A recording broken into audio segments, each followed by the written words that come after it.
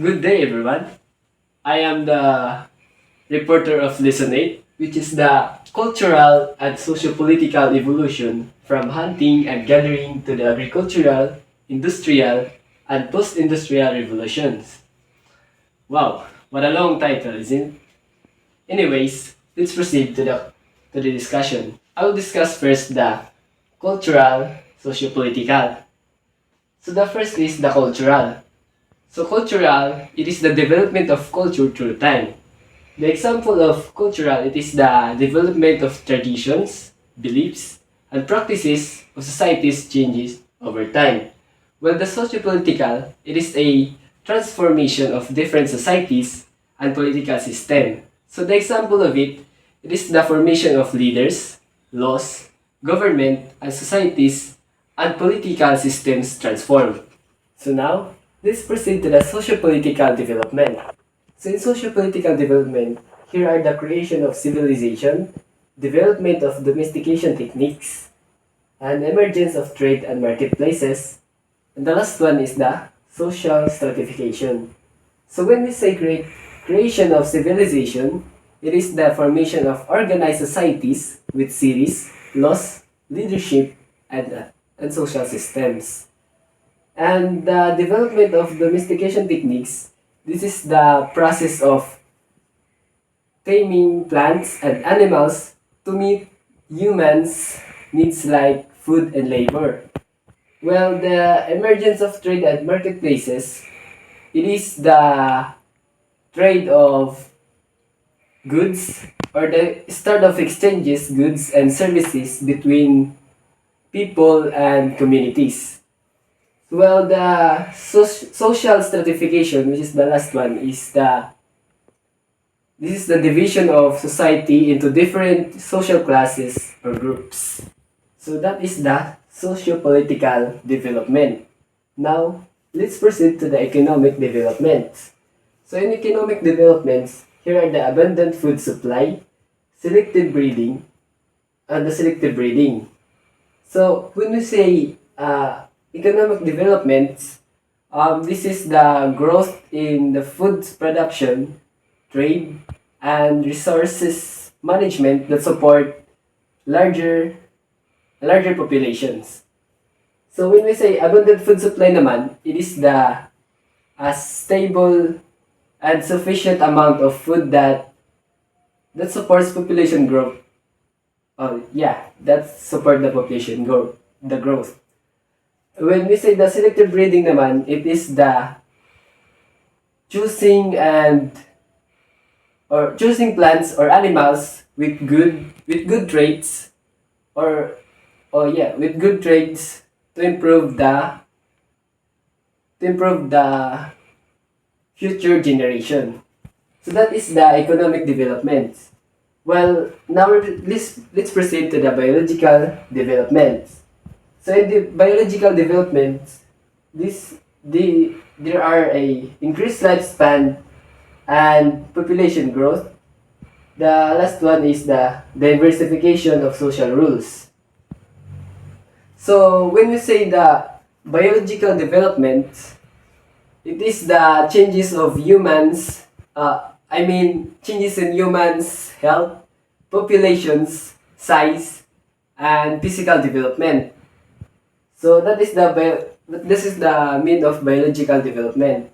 While increased lifespan and population growth, it is the people lived longer and populations increased due to the better goods or due to the better foods that can support them. Well, the diversification of social rules, that is the um, people took on different jobs such as farmers, traders, leaders, and craftsmen. So that is the biological development.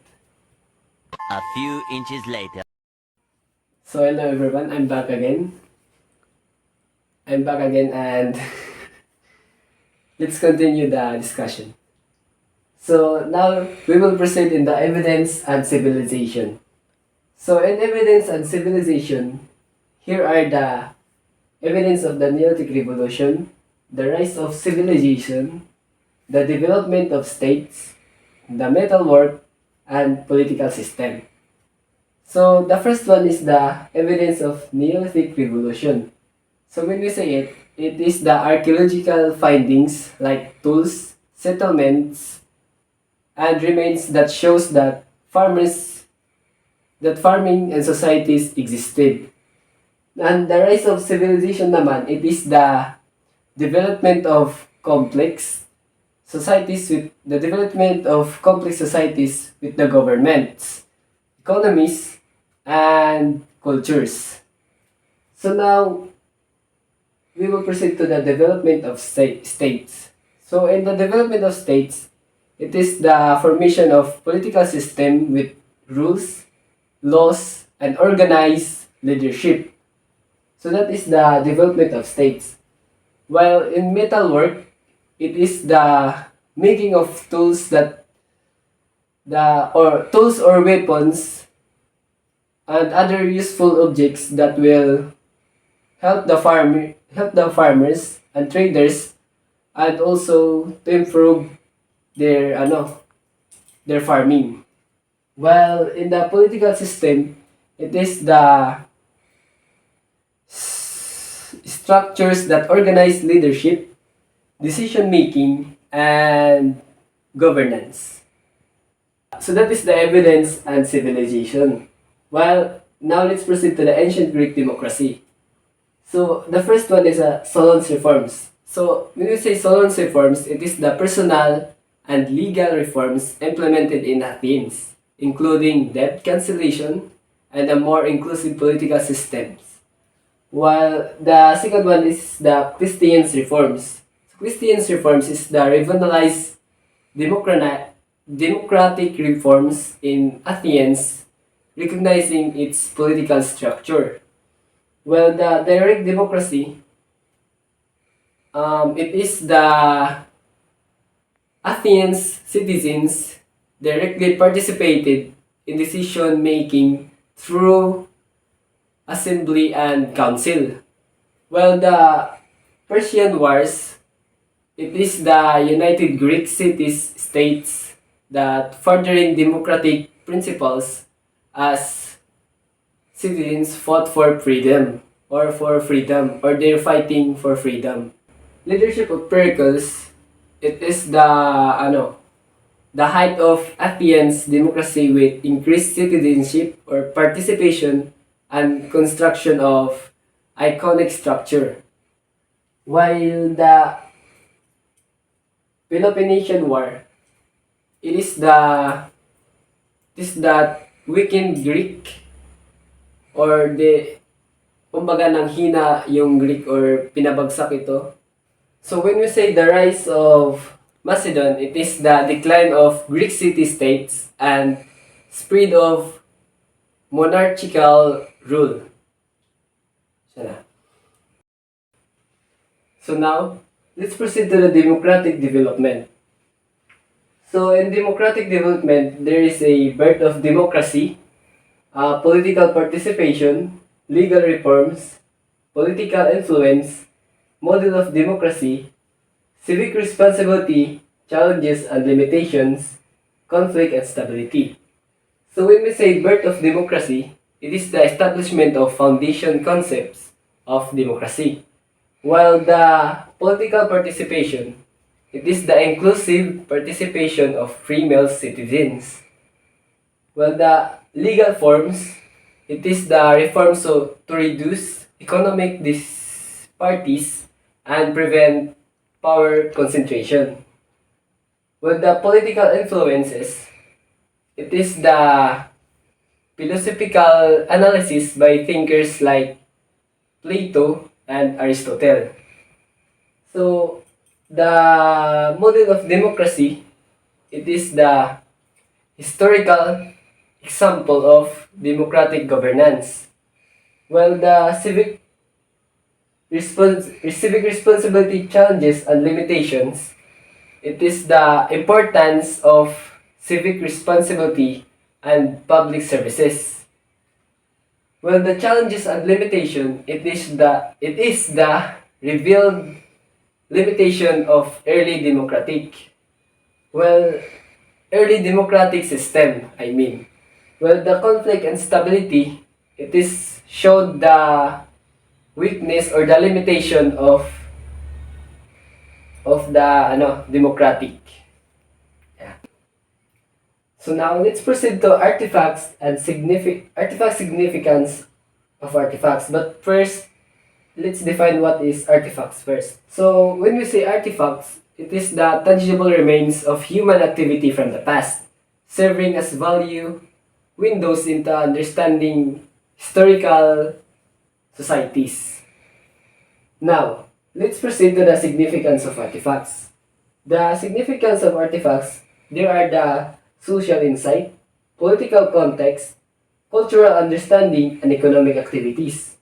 When we say social insight, it is the artifacts provide evidence of social structures, relationship, and interaction within ancient communities. Well, the political context, it is the artifacts reflect political organization, governance systems, and power dynamic within societies. Well, the cultural understanding, it is the examine artifacts to understand religious beliefs, customs, and symbolic representation of civilization. Well, the economic activities, it is the archaeological artifacts provide evidence of economic activities, trade network, and resources utilization. So now let's proceed to the importance of artifact preservation. So in importance of artifact preservation, here are the irreplaceable, historical revelation, cultural identity, and continued discovery. So the first is irreplaceable. So when we say irreplaceable, it is the artifacts are unique materials, remnants of past civilization. Well, the historical revelation, it is the artifacts serve as tangible records of past events, practices, and governance. Well, the cultural identity, it is the artifact contribute to collective cultural identity and heritage. Well, the continued discovery, it is the archaeological exploration ensures future generations can explore and learn from learn from these discoveries. Let's move on to the technology and society. In technology and society, here are the technological innovations, cultural productions. So when we say technological innovations, it is a new tools, machines, and technologies developed by humans that improve work communication and daily life over time. While the cultural productions, it is the creative works such as art, literature, music, and traditions that express the beliefs, values, and identity of society. So now, let's proceed to the last, which is the industrial development. Industrial development and post-industrial revolution. So when we say it, it is the periods of major change when societies shifted from manual labor to machine production and later to advanced technologies, automation, and digital system. So that ends my report. Thank you for listening and have a good day, everyone.